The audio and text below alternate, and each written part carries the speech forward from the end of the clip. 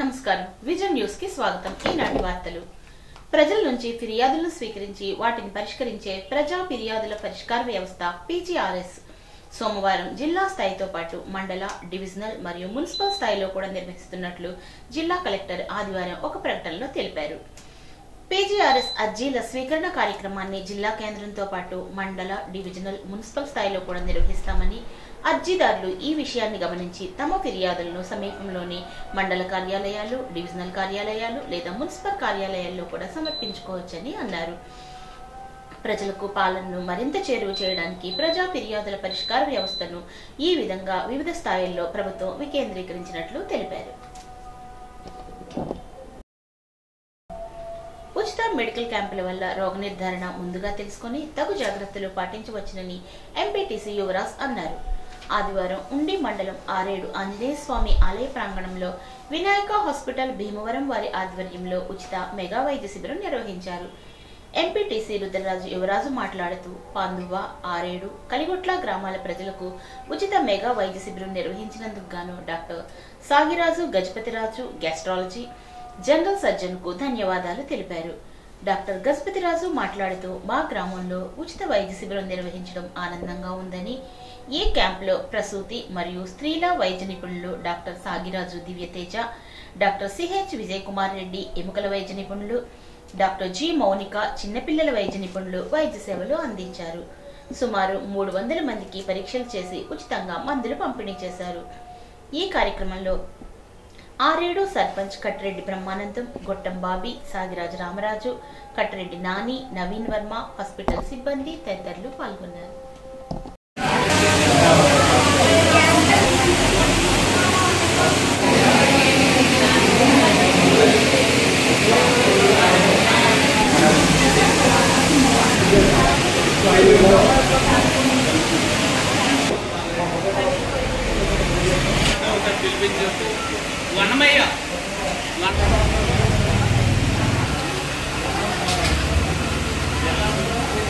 ఈరోజు ఆరేడు గ్రామంలో ఆంజనేయ స్వామి గుడి దగ్గర ఆరేడు, కల్గొట్ల మరియు పాందో గ్రామస్తులకి ఇవాళ మా వినాయక హాస్పిటల్, ఎందుకంటే మా గ్రామస్తులైనటువంటి సాగిరాజు గజపతిరాజు గారు ఆధ్వర్యంలో ఆయన జనరల్ సర్జన్గా మరియు జనరల్ మెడిసిన్ డాక్టర్ గారు మరొక ఆయన మరియు పీడియాట్రిక్, గైనిక్ మరియు ఆర్థోపెడిక్ ఈ 5 గ్యాస్ట్రో సర్జన్ అయినటువంటి మా గజపతిరాజు గారి ఆధ్వర్యంలో ఈ 3 గ్రామాల ప్రజలకు ఉచిత మెగా వైద్య శిబిరాన్ని ఈరోజు నిర్వహించడం మా 3 గ్రామాల తరపున డాక్టర్ గారు అయినటువంటి జనరల్ గ్యాస్ట్రిక్ సర్జన్ అయినటువంటి మా గజపతిరాజు గారికి మా 3 గ్రామస్తుల తరపున మా హృదయపూర్వక ధన్యవాదాలు తెలియజేస్తాం. ఎందుకంటే మన కలిగొట్ల గ్రామవాసి అయినటువంటి ఈయన చుట్టుపక్కల భీమవరం చుట్టుపక్కల ఎంతో పేరుగాంచినటువంటి ఇవాళ గ్యాస్ట్రో సర్జన్గా పేరు తెచ్చుకున్నారు. అంతటి మంచి సదాభిప్రాయంతో మిగిలిన విభాగాలను కూడా ఈరోజు ఈ ప్రాంగణంలో వైద్య సేవలు అందించి ఉచితంగా మందులు అందించి ఈ వైద్య శిబిరం నిర్వహించినందుకు మా గ్రామస్తులు అందరి తరపున హృదయపూర్వక మరొకసారి ధన్యవాదాలు తెలియజేస్తూ అత్తిలి మండల పరిషత్ అధ్యక్ష, ఉపాధ్యక్ష ఎన్నికలు సోమవారం మండల పరిషత్ కార్యాలయంలో జరుగుతాయని అత్తిలి ఎంపీడీఓ పి శామ్యూల్ తెలిపారు. రాష్ట్ర ఎన్నికల కమిషన్ నోటిఫికేషన్ ప్రకారం సోమవారం ఉదయం 11 గంటలకు ఎంపీపీ, వైస్ ఎంపీపీ ఎన్నిక జరుగుతుందని వెల్లడించారు. ఈ ఎన్నికలకు ప్రిసైడింగ్ అధికారిగా కె మురళీకృష్ణను ప్రభుత్వం నియమించిందని తెలిపారు. అదేవిధంగా అత్తిలి మండలం వరదాళ్లపాలెం గ్రామ ఉప సర్పంచ్ ఎన్నిక కూడా సోమవారం ఉదయం 11 గంటలకు గ్రామ పంచాయతీ కార్యాలయంలో జరుగుతుందని తెలియజేశారు.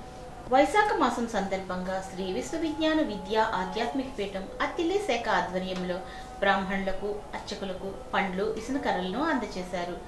ఆదివారం అత్తిలి గ్రామంలో పీఠం సభ్యులు బ్రాహ్మణుల ఇంటి వద్దకు వెళ్లి వాటిని అందజేశారు. కార్యక్రమంలో పీఠం కన్వీనర్ నందన్ తాతయ్య పాల్గొన్నారు.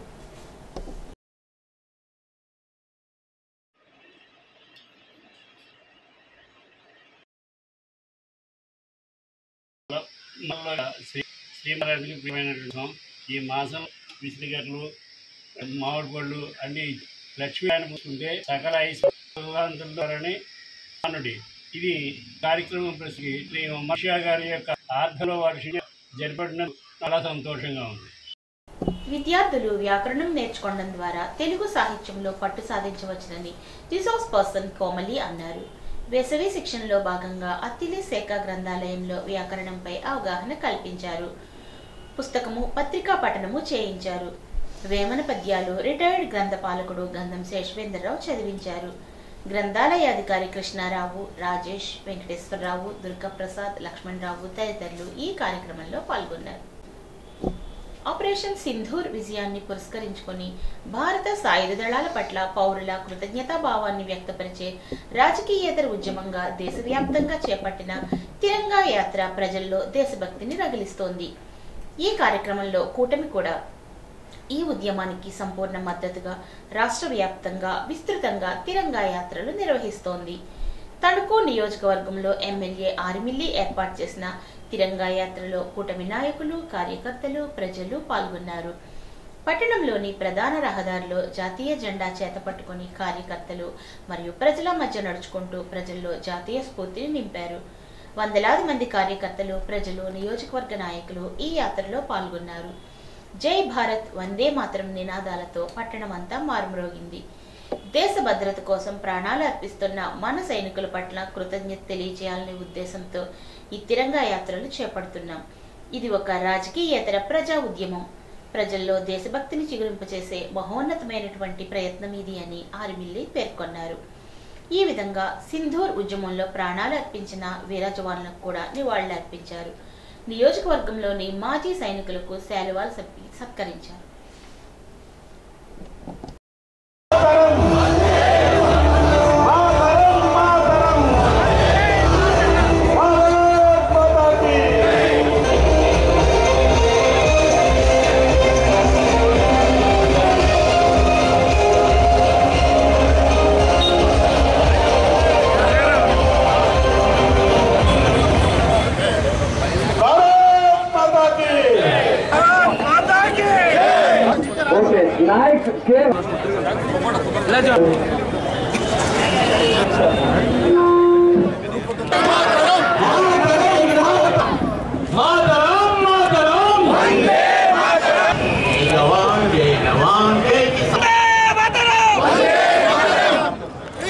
మన దేశం విభజన జరిగినప్పటి నుంచి కూడా మన దేశ అభివృద్ధికి ఆటంకాలు కలిగించే విధంగా అనేక దేశాలు తమ ప్రయత్నాలను నిరంతరం కూడా చేస్తూనే ఉన్నాయి.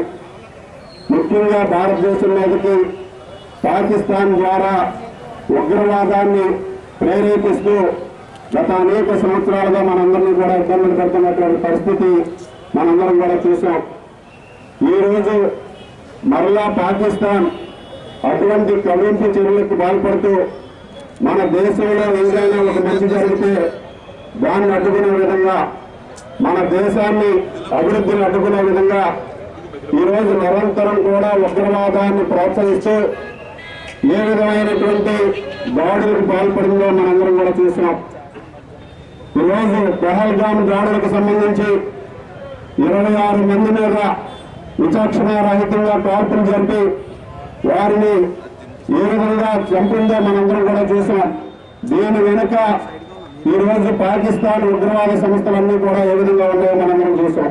మన భారత మహిళల సింధూరాన్ని తుడిచారు వారు.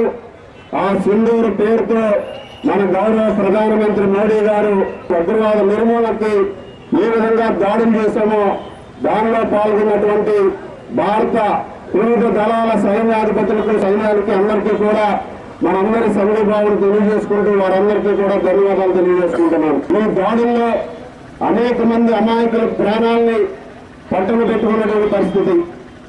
అటువంటి దాడుల్ని ప్రతీకారం తీర్చుకునే విధంగా ఉగ్రవాదుల మూలాలన్నింటినీ కూడా కనుక్కొని వాటిని విధ్వంసం చేసే విధంగా ఈరోజు సింధూర్ ఆపరేషన్ ద్వారా మనం చేసినటువంటి ఏదైతే ఈ దాడులు ఉన్నాయో మన సైనిక బలం ఏంటనేది ఈ రోజు ప్రపంచానికి తెలిసిందనే సందర్భంలో మీ అందరికీ కూడా గుర్తు చేస్తున్నాం. ఈరోజు అనేక దేశాలు మనల్ని తక్కువగా అంచనా వేసినాయి. భారతదేశం సైన్య బలం ఏంటనేది ఈ రోజు మన ప్రధానమంత్రి మోడీ గారు సైన్య బలాన్ని ప్రపంచానికి చూపించి మనకి ఎవరు సపోర్ట్ ఉన్నా లేకపోయినా మన దేశ ప్రజల రక్షణకి, మన దేశ భద్రతకి ఎటువంటి అభద్రత కలిగినా దాని మీద దాడులు చేసి దాన్ని సమూలంగా నిర్మూలించే విధంగా ఈరోజు భారతదేశం ఒక శక్తిగా ఎదిగిందనేది ఈరోజు ప్రపంచం అంతా కూడా తెలుసుకున్నటువంటి పరిస్థితి. 144 కోట్ల మంది ప్రజలందరూ కూడా మోడీ గారు వెన్నంటుంది మనందరం కూడా దేశం ఒకటే, మనమంతా ఒకటే అనే నినాదాన్ని ఈరోజు ప్రపంచ దేశాలన్నిటికీ కూడా ఒక నినాదాన్ని ఇవ్వడం జరిగింది. ముఖ్యంగా మన ఆంధ్రప్రదేశ్ తెలుగు బిడ్డ అయినటువంటి మురళీ నాయక్ ఈరోజు వీరోచితంగా పోరాటం చేసి ఈరోజు దానిలో ఈరోజు మరణించడం చాలా దురదృష్టకరం. ఈరోజు వారిని స్ఫూర్తిగా యువత మనందరం కూడా తీసుకుని ముందుకు వెళ్లాల్సినటువంటి అవసరం ఉందని సందర్భంగా తెలియజేసుకుంటున్నా. మన ప్రధానమంత్రి మోడీ గారికి మీ వెంట మేమున్నాం.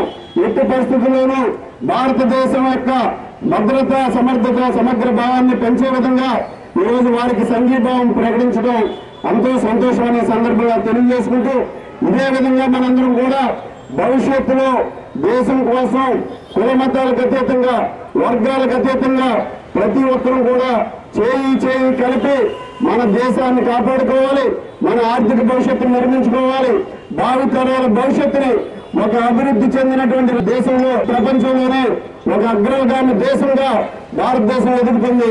దానికి మనందరం కూడా పాటుపడే విధంగా కృషి చేయాలని సందర్భంగా తెలియజేసుకుంటూ, అమర్ రహే మురళీ నాయక్, భారత్ మాతాకి, భారత్ మాతాకి వందే వందే. పాలకొల్లులో ఆన్లైన్ క్రికెట్ బెట్టింగ్ కేసులో పురోగతి కనిపించింది. బ్యాంకు ఖాతాలో 23 కోట్ల అక్రమ లావాదేవీలను గుర్తించామని మీడియాతో పశ్చిమ గోదావరి జిల్లా అడిషనల్ ఎస్పీ తెలిపారు. పాలకొల్లుకు చెందిన నాగేశ్వర్, తాతాజీ ఖాతాలు ఫ్రీజ్ చేశారు. పోలీసుల ఫిర్యాదుతో బ్యాంక్ అధికారులు ఫ్రీజ్ చేశారు. 10 ఏళ్లుగా ఆన్లైన్ క్రికెట్ బెట్టింగ్ నిర్వహణ చేస్తున్నట్లు, 23 కోట్ల లావాదేవీలు జరిగినట్లు గుర్తించారు.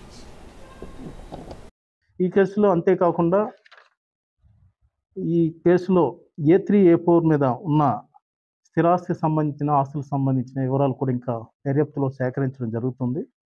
అంతేకాకుండా ఈ ఆస్తులు కొనుగోలు ఏ విధంగా జరిగింది, ఎలాగ జరిగింది అనే దాని మీద కూడా క్లియర్గా దీని మీద కూడా దర్యాప్తు జరుగుతుంది.